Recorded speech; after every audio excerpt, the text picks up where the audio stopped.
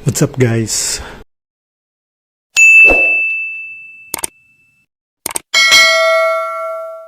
It's me Blackjack and welcome back sa aking YouTube channel.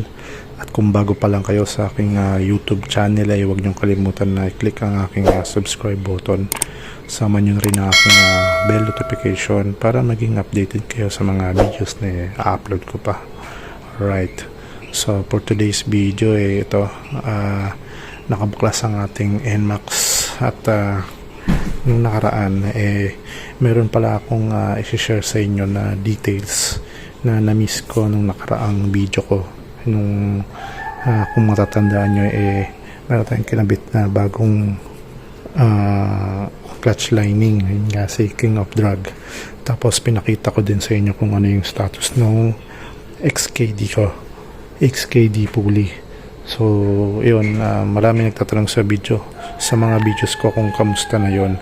So, yung nakaraan hindi ko fully na ipakita sa inyo yung kung ano ba yung status kasi gawa nga ng napagpokusan ko pala doon yung XKD yung clutch lining ko na King of Drag na pang click 125. So, actually, ito yung nakabaklas siya ngayon. Ito yung XKD kong na pulley set at meron pala akong ginawa dito. May ginawa pala ako dyan ng mga nakaraang buwan gawa ng yun nga bago mag isang taon tawag dito kung hindi ko napakita kung ano yung status ano nga tawag dito, napudpud yung tawag dito, yung pinaka puno niya dito. Yan, ito, tsaka ito nadamay na rin to. Yan, pero may ginawa ako para bumalik siya sa dati, which is hindi ko na naipakita na ginawa ko siya kumaga parang diniskarte ako gawa ng syempre experiment pa lang yun at sinusubukan ko pa kumbaga trial, pero yun nga gawa ng dahil nga sa sabihin na natin na gumana siya o naging effective yung ginawa ko, share ko na ngayon. Ito nga pala, kung sa mga nakakasubaybay sa aking channel at sa pag-update nitong aking XKD pulley set ng pang NMAX mahigit isang taon na rin to, kumbaga 1 year na rin. At yun nga, nung una pa lang pinakita ko na meron na siyang kahit paano konting damage gawa ng parang sumasagad nga yung backplate dito sa likod at nadadamage yung pinaka gilid ng rampahan niya. Hindi malinaw yan, yung ganito, kumbaga parang naplatan na unti-unti siya nauupod at nangalahati siya actually, kaya nadamay din itong ating tawag dito yung pinaka-poste niya. Kaya lang meron akong ginawa para masolusyonan siya. So kung nakikita nyo naman parang pantay siya ngayon. Wait lang ayan, inilawan ko guys para makita nyo. Ayan, so kung napapansin nyo, ayan, pantay na siya ulit.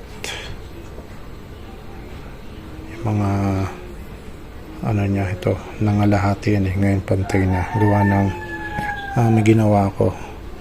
Ayan, nilagyan ko siya ng epoxy steel ng Pioneer. Pioneer yan ang ginawa ko, pinantay ko siya. Ayan, ito medyo yan, pero ano pa yan, buo pa yan. Ayan yan ang itsura niya ngayon. At ayan kung mapansin nyo meron pang mga tira-tira, baga sobra sa mga gilid. Ayan diba? Nakikita nyo yan. Ayan. So yan, yun yung naging solusyon ko para maging baga pantay pa rin siya, lalo na ito kasi kinain na yan ng lahati na, kaya nilagyan ko ng gap.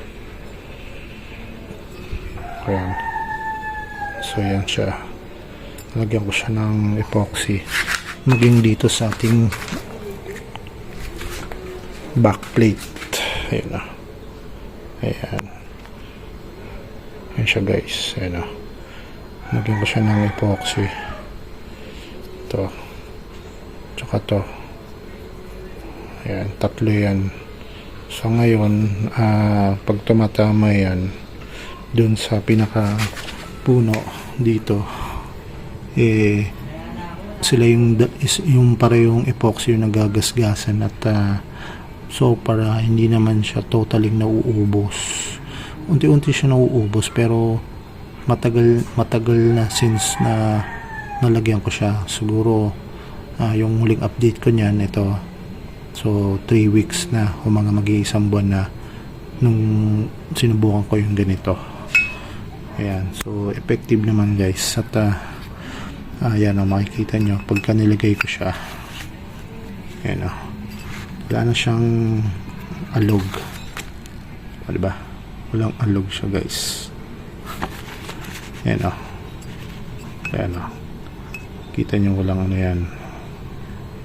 Yung siwang na kulang niya is napila pa nung ano ng epoxy. Ayan o. Tibay siya guys kasi yung ginamit natin is, wait lang, pakita ko sa inyo.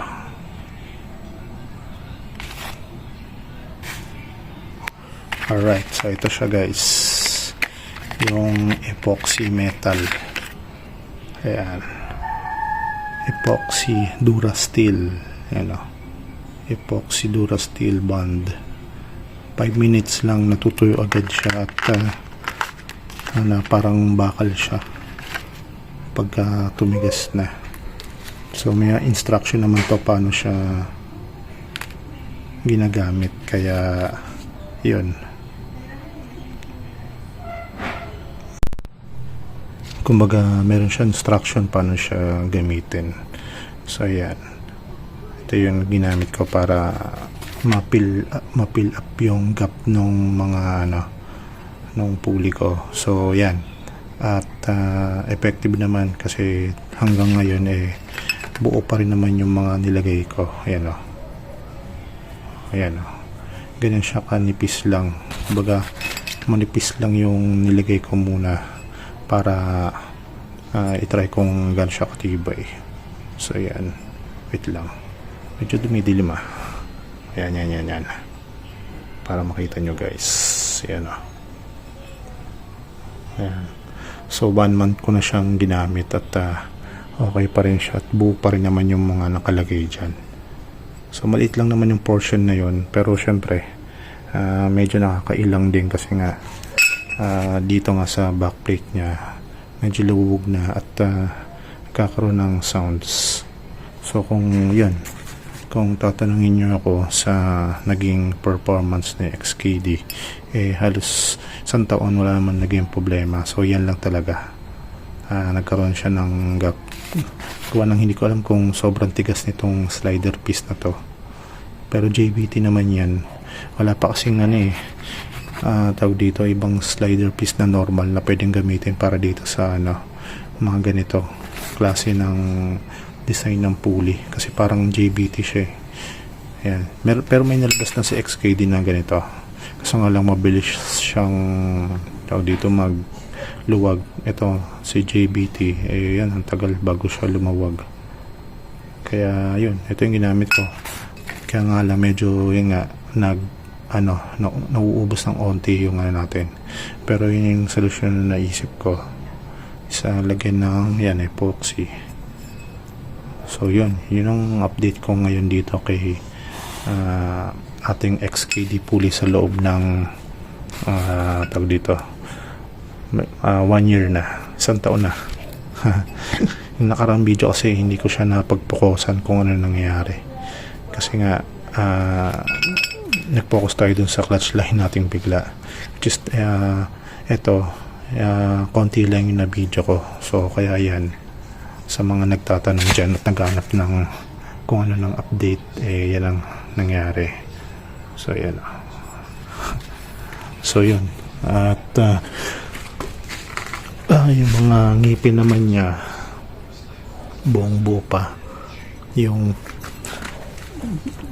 face niya, ayan, may mga marka ng belt, normal naman yan, at wala pang warp, mga parang alon-alon, may konti banda dito, pero ito yung kasi hindi tinatamaan ng belt, hindi sumasagad dito. Yan, mararamdaman mo lulubog siya pero pantay naman. At yung pinaka, yan, ito kasi umaalog to, pero ngayon still buhay pa yan, wala pang alog yan. Ayan, ano ko nga baklas ko nga lang. So yan siya, so ito yung nakatulong ngayon. At tatagal pa tong aking XKD, siguro mga pa after 6 months pa. So yan, matibay din naman siya, good some performance siya for the price. Pero kung for the price naman, sulit naman na siya, at matibay siya.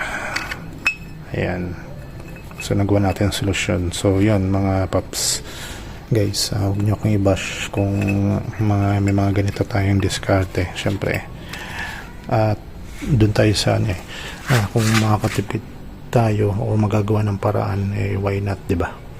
At kung effective naman, bakit, diba? Okay. So sa mga gagayang susubok, risk nyo na yun, kumbaga explore nyo rin, diba? Kayo yung magiging niyan, judge ng gagawin nyo. Kumbaga ako nag-risk lang ako kung okay.